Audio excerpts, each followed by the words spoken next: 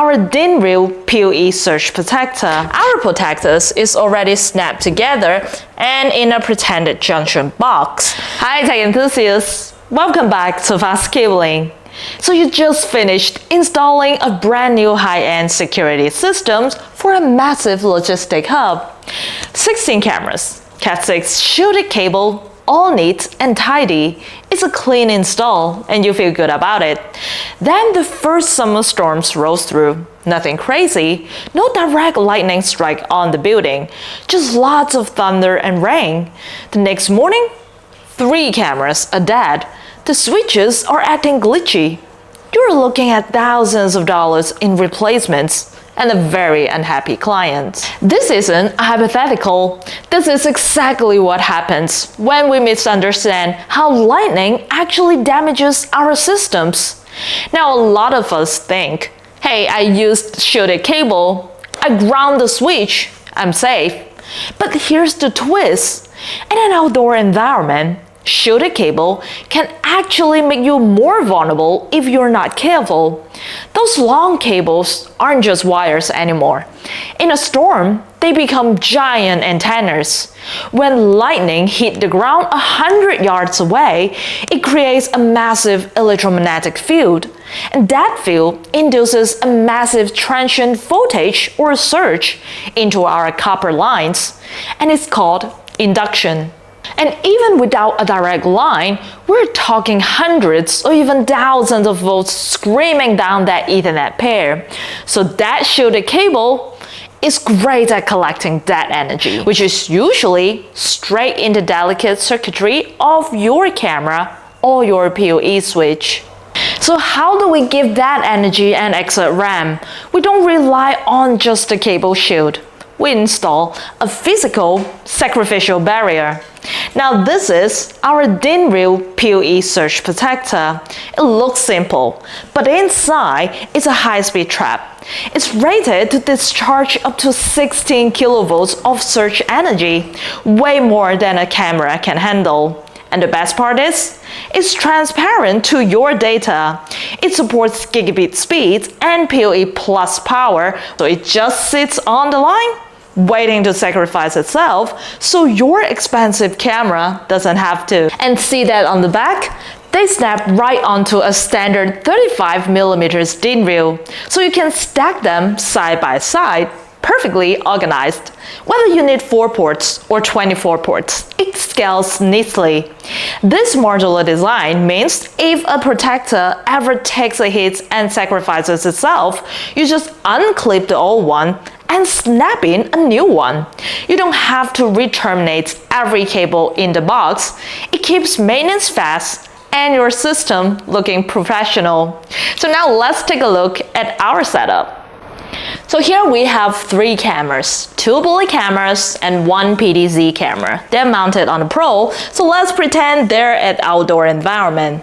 I'm going to plug in 3 Ethernet cables. We have to protect them from lightning and surges, but how? Remember the surge protectors? Let's follow our 3 Ethernet cables here. Our protectors is already snapped together and in a pretended junction box. Now these 3 surge protectors are snapped together and mounted on a DIN-rail here. And we have the input and the output port.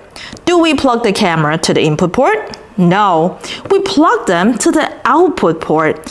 That means we're getting clean energy out to our devices. So now I'm going to plug in 3 Ethernet cables to the output port of our surge protectors. 3 of them. Done. But here's the non-negotiable rule. All of these cool gadgets, they're useless without this. Now every single protector must be bound together. We want a wire from each module to a single point ground bar. That ground bar is then connected using a copper wire directly to a grounding rod outside. We are creating a funnel.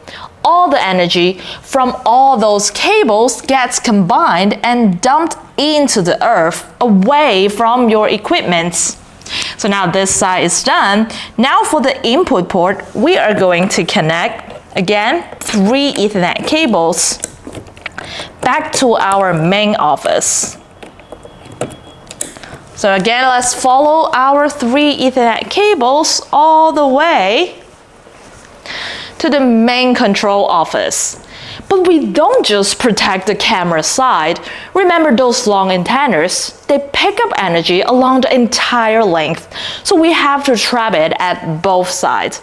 We install the surge protectors next to the camera, and now we do the same thing. We have to install another protector by the switch in the main control cabinet, and this catches the surge after it travels the line before it hits our gears. This is the dual end protection rule, and it's the most overlooked part of the entire setup.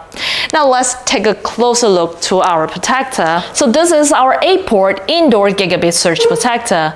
Safeguards up to 8 Ethernet devices like routers and network video recorders from lightning and electrical spikes with 10 kV surge protection. It maintains gigabit speed with low insertion loss and a fast response time, while its modular metal case is designed to fit neatly into rack cabinets for structured network setup. Now we are going to connect our 3 Ethernet cables to the input ports of our surge protector. Remember, the surge go in here, we grounded it, it goes to the earth, so it won't hurt our devices. Now we are plugging in port 8, 7, and 6. Now on the other side, we are doing the same thing. We are going to plug them to port 8, port 7, and port number 6. Make sure you match the ports. Now we can get the clean energy out to our switch and protect it.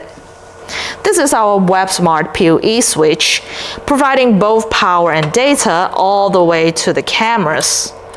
So let's plug the 3 Ethernet cables to the PoE ports. And the WebSmart PoE switch is already connected to the network video recorder to display video footage. Once I plugged in, let's look at our big screen monitor. Our video feed is already on. Now I'm going to wave my hand to show you our cameras are working perfectly fine.